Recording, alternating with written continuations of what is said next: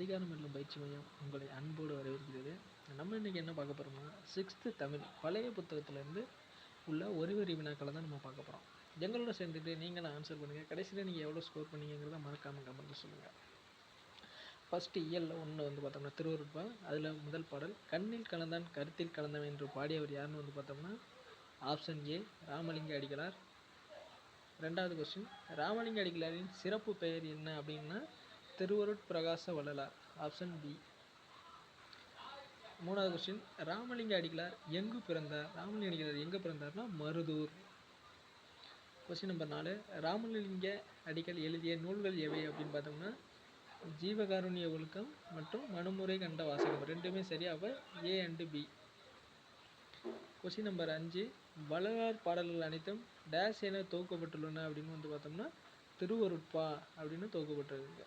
Question number 7, சமரச சன்மார்க்க நெறியை வழங்கியவர் யாருன்னு வந்து பார்த்தோம்னா ராமலிங்க அடிகளார்.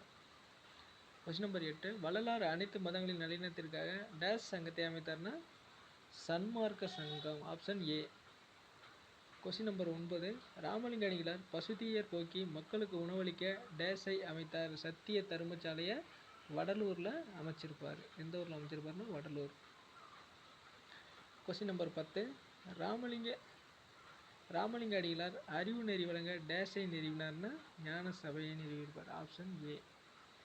கொஸ்டின் நம்பர் 11, வாடிய பயிரை கண்டபோதெல்லாம் மனமாடியவர். முக்கியமான ஒரு வாசகம். யாருடைய வாசகம் பார்த்தோம்னா வள்ளலாரோட வாசகம். அப்போ option A. Question number 12, Ramalinga Adigalar சத்திய தர்மசாலையை நிறுவிய இடம் எந்த ஊர்னு வந்து பார்த்தோம்னா வடலூர். Option B. இப்போ தான் சொன்னோம். திருவருட்பாவில் உள்ள பாடல்களின் எண்ணிக்கை அப்படின்னு பார்த்தோம்னா 5818 பாடல்களை கொண்டது தான் திருவருட்பா. 3615 பாடல்களை கொண்டது எதுன்னு வந்து பார்த்தோம்னா தேம்பாவணி ஒன்று இருக்கும். நெக்ஸ்ட் வந்து பார்த்தோம்னா திருக்குறள். திருக்குறளில் உள்ள பால்கள் என்னென்ன அப்படின்னு பார்த்தோம்னா மொத்தம் 3 பால் உடையது. அறம் பொருள் இன்பம்னு மொத்தம் 3 பால் உடையது. அப்போ இதோட ஆன்சர் அனைத்தும். Option D. உலக பொதுமறை என அழைக்கப்படும் நூல் எதுன்னு வந்து பார்த்தோம்னா திருக்குறள். திருவள்ளுவரின் வேறு பெயர்கள் என்ன? சென்னாபோதர், தெய்வப்புலவர், நாயனார். எல்லாமே அப்போ ஆப்ஷன் டி அனைத்தும். திருக்குறளில் உள்ள அதிகாரங்கள் எத்தனை என்று பார்த்தோம்னா திருக்குறள் வந்து பார்த்தோம்னா 133 அதிகாரங்களும் 1330 குறட்பாக்களை கொண்டது. திருக்குறளில் எத்தனை குறட்பாக்கள் உள்ளன? 1330. திருக்குறள் எதன் கீழ் உள்ள நூல் வந்து பார்த்தோம்னா 14 கீழ்க்கணக்கு நூல். 14 கீழ்க்கணக்கு நூலில் மிக அதிக அடிகளை கொண்ட மிக அதிக லென்த்தை கொண்டது எதுன்னு வந்து பார்த்தோம்னா திருக்குறள் தான். திருவள்ளுவரின் காலம் எதுன்னு வந்து பார்த்தோம்னா ஆப்ஷன் பி கிமு 31. திருக்குறள் டேஷ் மொழிகளில் மொழிபெயர்க்கப்பட்டது. மொத்தம் எத்தனை மொழியில் மொழிபெயர்க்கப்பட்டதுன்னா 107 மொழிகள்லாம் மொழிபெயர்க்கப்பட்டுள்ளது. கொஸ்டின் நம்பர் 1, அடுத்த தமிழ் தாத்தா உவேசா படத்தில் வந்து குறிஞ்சிப்பாட்டு வேணும் சுவடியில் எத்தனை வகையான பூக்கள் இருந்தன வந்து பார்த்தோம்னா 99 பூக்களை எழுதிருக்கு. இந்த குறிஞ்சிப்பாட்டு அப்படிங்கிற நூலை எழுதினது யாருன்னு வந்து பார்த்தோம்னா கபிலர். அதை பதிப்பு செய்வது யாருன்னு வந்து பார்த்தோம்னா உவேசா. கொஸ்டின் நம்பர் 2, உவேசா பிறந்த ஊர் எதுன்னு வந்து பார்த்தோம்னா உத்தமதானபுரம். அந்த உவேசாவில் ஊங்கிறது வந்து பார்த்தோம்னா உத்தமதானபுரம். உவேசாவின் இயற்பெயர் என்னன்னு வந்து பார்த்தோம்னா வேங்கட ரத்தினம். உவேசாவின் வாழ்க்கை வரலாறு டேஷ் பெயரில் நூலாக வெளிந்தது வந்து பார்த்தோம்னா என் சரிதம். இது ஒரு முக்கியமான கொஸ்டின். நடந்து முடிஞ்ச 2024 குரூப் 2 தேர்வில் எப்படி கேட்டிருந்தாங்கன்னா உவேசாவின் வாழ்க்கை வரலாறு என் சரிதம் என்னும் பெயரில் எந்த இதழில் வெளிவந்ததுன்னு கேட்டிருந்தாங்க. இந்த அடுத்த கேள்வியாக வச்சுருக்காங்க. கொஸ்டின் நம்பர் 5, உவேசா தன் வாழ்க்கை வரலாற்றை எந்த இதழில் தொடராக எழுதினார்னு வந்து பார்த்தோம்னா ஆனந்த விகடன். Option C. நடந்து முடிஞ்ச 2024 குரூப் 2 கொஸ்டின் பேப்பர் எடுத்து பார்த்தீங்கன்னா இந்த கேள்வி இடம்பெற்றிருக்கு தமிழ் வினாக்களில். மறக்காமல் செக் பண்ணி பாருங்கள். கொஸ்டின் நம்பர் 6, உவேசா நூல் நிலையம் சென்னையில் எந்த ஏரியாவில் இருக்குன்னா எழும்பூரில் இருக்கும்னு நினைக்கிறேன். சென்னை எழும்பூரில் உள்ள பெசன் நகரில் வந்து பார்த்தோம்னா 1942 நிறுவப்பட்டது.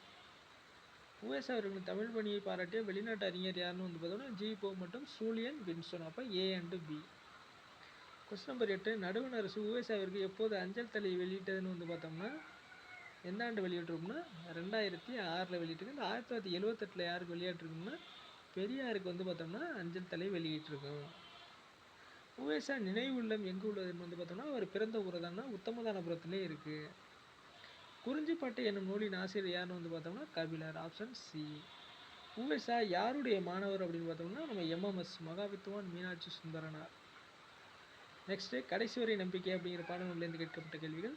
ஜப்பானியரோட வணங்கும் பறவை எதுன்னு வந்து பார்த்தோம்னா கொக்கு. Option B. காகிதத்தில் உருவங்கள் செய்யும் கலையை ஜப்பானியர் எவ்வாறு அழைத்ததுன்னா ஓரிகாமி. 10 லிட்டில் ஃபிங்கர்ஸ் என்ற நூலின் ஆசிரியர் யாருன்னு வந்து பார்த்தோம்னா அரவிந்த் குப்தா. ஒரு முக்கியமான கொஸ்டின், கேட்கறதுக்கு அதிக சான்ஸ் இருக்குது. நெக்ஸ்ட் கொஸ்டின், இன எழுத்துக்கள். இங் என்னும் எழுத்துக்கு பின்னால் டேஷ் என்ற இன எழுத்தே வரும்னு வந்து பார்த்தோம்னா கா அப்படிங்கிற எழுத்து தான் வரும். இப்போ எடுத்துக்காட்டு சிங்கம், அந்த இங்குங்கிற மெய் எழுத்து இன எழுத்து கா வருதா, சிங்கம் இன எழுத்து. இன்ச் என்ற எழுத்தின் இன எழுத்து யாருன்னு வந்து பார்த்தோம்னா சா. இன் என்னும் எழுத்தின் இன எழுத்து எதுன்னு வந்து பார்த்தோம்னா ட. எடுத்துக்காட்டு பண்டம்,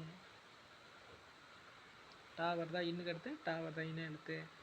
இந்த என்னும் எழுத்தின் இன எழுத்து எதுன்னு பார்த்தோம்னா தா. எடுத்துக்காட்டு பந்தம் வருதுங்களா. இன எழுத்துக்கள் இவ்வாறும் அழைக்கப்படுகிறது. சாரி, ஒரு சின்ன ஸ்பெல்லிங் மிஸ்டேக். நட்பு எழுத்துக்கள் என்றும் அழைக்கப்படுகிறது. கொஸ்டின் நம்பர் 6, முயற்சி திருவினையாக்கும் என்றவர் யாருன்னு வந்து பார்த்தோம்னா திருவள்ளுவர். கொஸ்டின் நம்பர் 7, டேரிபாக்ஸ் புற்றுநோய் ஓட்டம் எப்போ கொண்டாடப்படுகிறதுனா செப்டம்பர் 15. யார் இந்த டேரிபாக்ஸ் அப்படிங்கிறவர் வந்து பார்த்தோம்னா கனடாவை சேர்ந்தவர்.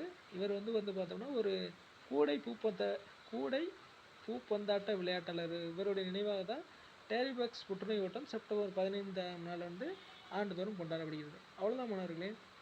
நம்ம சேனலில் போடுற வீடியோ உங்களுக்கு பிடிச்சிருந்தா நம்ம சேனலை சப்ஸ்கிரைப் பண்ணுங்கள், மறக்காமல் கமெண்ட் பண்ணுங்கள். மேலும் யாருக்கெல்லாம் வந்து பார்த்தோம்னா இதுவரை 2012லேருந்து 2024 வரை நடைபெற்ற டிஎன்பிஎஸ்சி வினாத்தாள் வேணுங்கிறவங்க வந்து பார்த்தோம்னா மறக்காமல் நம்ம சேனலை சப்ஸ்கிரைப் பண்ணிட்டு நம்ம சேனலோட டிஸ்கிரிப்ஷனில் வந்து பார்த்தோம்னா டெலிகிராம் சேனலோட லிங்க் இருக்குது. அதில் போய் பார்த்தீங்கன்னா அந்த பிடிஎஃப் இருக்குது, வேணுங்கிறவங்க டவுன்லோட் பண்ணி யூஸ் பண்ணிக்கங்க. தேங்க்யூ.